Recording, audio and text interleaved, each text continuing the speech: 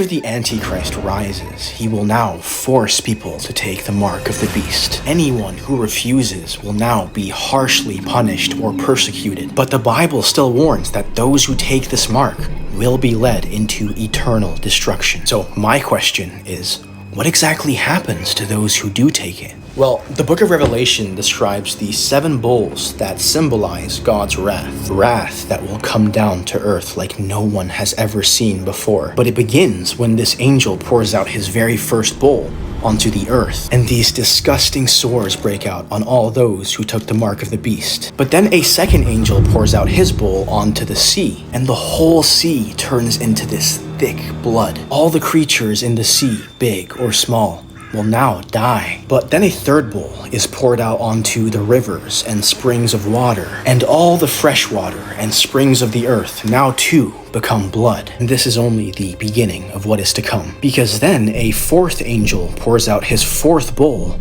onto the sun, and the sun scorches the earth with this fiery, burning heat. Yet the people still don't repent. Even after all of these plagues, they'll continue blaspheming the name of God, even though God is the one in control of this. So then the fifth bowl is poured out onto the throne of the beast, leaving him and the entire kingdom of Satan in this pitch black darkness. At this time, the people of earth will bite their tongues for the pain that they feel. But again, they do not repent, and they still reject God, until the sixth angel pours out his bowl onto the river Euphrates, which then completely dries up, making way for the kings of the east. Now, these 3 demonic spirits will reveal themselves, and they perform signs and deceiving miracles. This leads to the whole world gathering up for this great battle named Armageddon. But then the final angel will pour out the 7th bowl in the air. A mighty earthquake will level all the cities of all the nations, before finally a great hail from heaven falls upon men, each hailstone weighing around 50 pounds. See, this is what happens to those who take the mark of the beast.